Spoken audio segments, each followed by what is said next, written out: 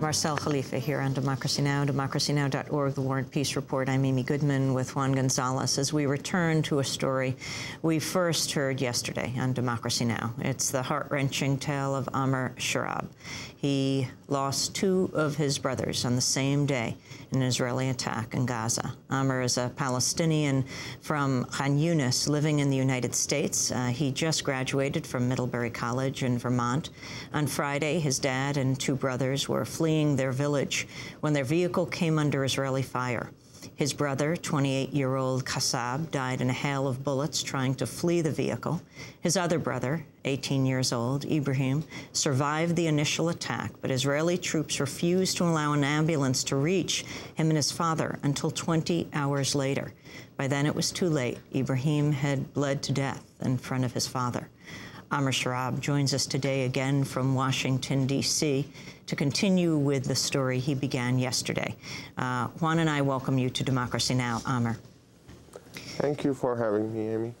Amer, for those who didn't hear yesterday, if you could briefly tell us again your understanding. It was Friday, is that right? That was when Tzipi Livni was actually in Washington, D.C., meeting with Condoleezza Rice. Yes. And you got the call from your dad?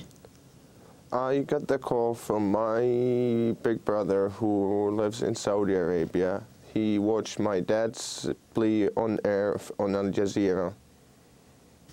And this was still when your father was on the ground with Ibrahim, your 18-year-old brother, who was wounded in the leg. Should not have been a fatal wound. No, absolutely not.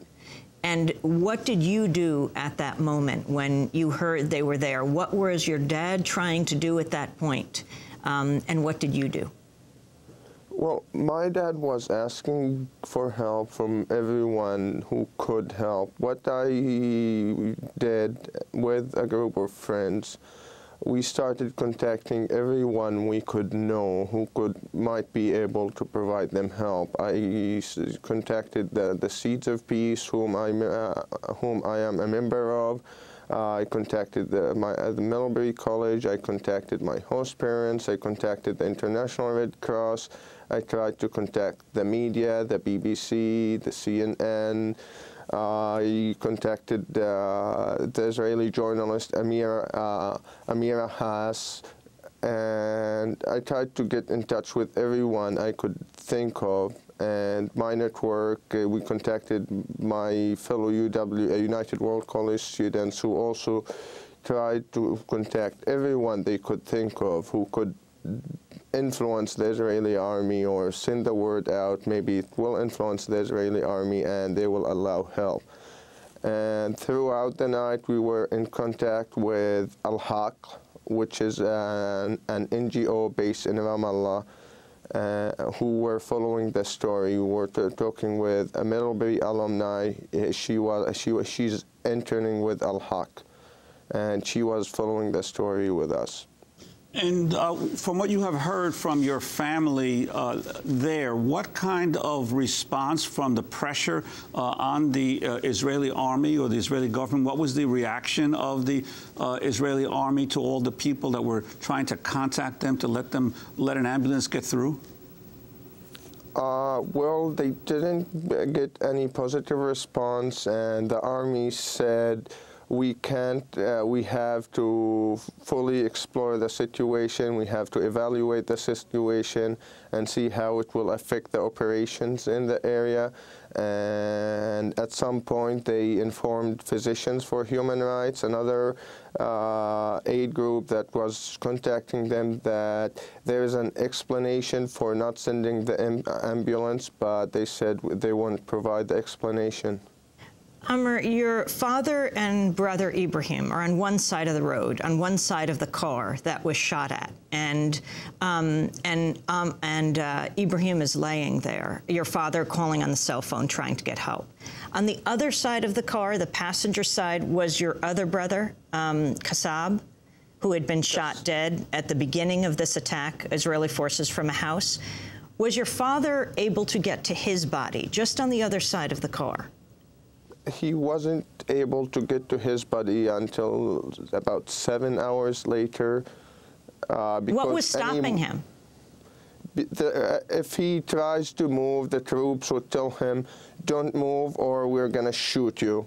And if he actually attempts to move, they fire in the air or around him. But around 8 p.m. or so on Friday, he saw some cats, some wild cats, starting to circle around Kassab's buddy, so he couldn't take it anymore. And he moved the 2 or 3 feet that separated him from Kassab's buddy just to make sure the cats wouldn't get to his buddy. But he wasn't able to actually bring the body back to where he was or move it in any way?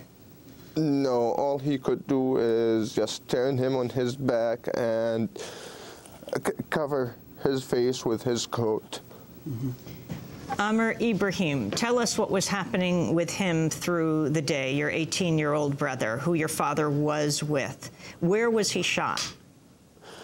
He was shot in his leg, just under the knee, and while he was getting out of the car upon the orders of the soldiers, he got shot and he screamed, I have been injured. And he tried to call the ambulance, but the soldiers ordered him to drop the phone or they would shoot him. But they would allow my father to use a cell phone. My father tried to call the emergency number several times, and Ibrahim would tell him every 5 minutes, I'm hurt, I'm injured, I'm in pain, call an ambulance. And he was bleeding all the time. And after sunset, he started shivering and trembling, telling my dad he was cold.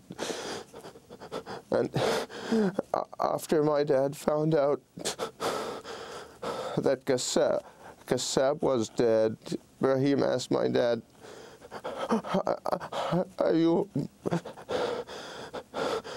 were you pleased with him, Daddy? And he said, yes, I'm pleased with him. And then Ibrahim, around 9 o'clock, Ibrahim told my dad, he was still shivering from cold, and he told my dad, I'm so cold.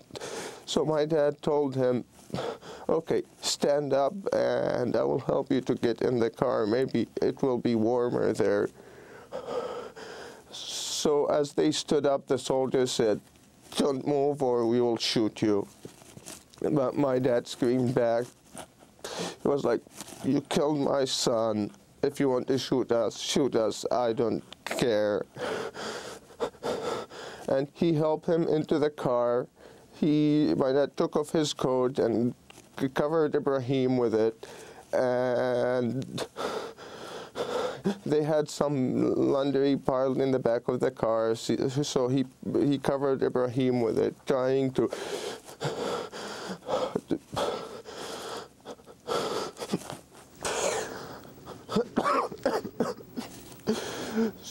just trying to provide him with some warmth. And he asked him, Ibrahim, are you warm? He said, I'm warm, Daddy, but I'm in pain. Call an ambulance. Call 101. And he would repeat that every 5 minutes. Call an ambulance. Call 101. And all that time, my dad was receiving calls from the media, from human rights groups, and he was repeating his appeal and telling them, my son was killed and the other one is bleeding and he's in pain. Send us help. And help was nowhere to be seen.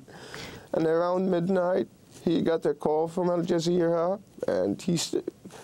and they told him, you're on air, tell us where you are, what's happening. So he broadcasted his plea on air. And once he was done, he couldn't hear the breath of Ibrahim. He thought he fell asleep. He talked to him, he wouldn't respond.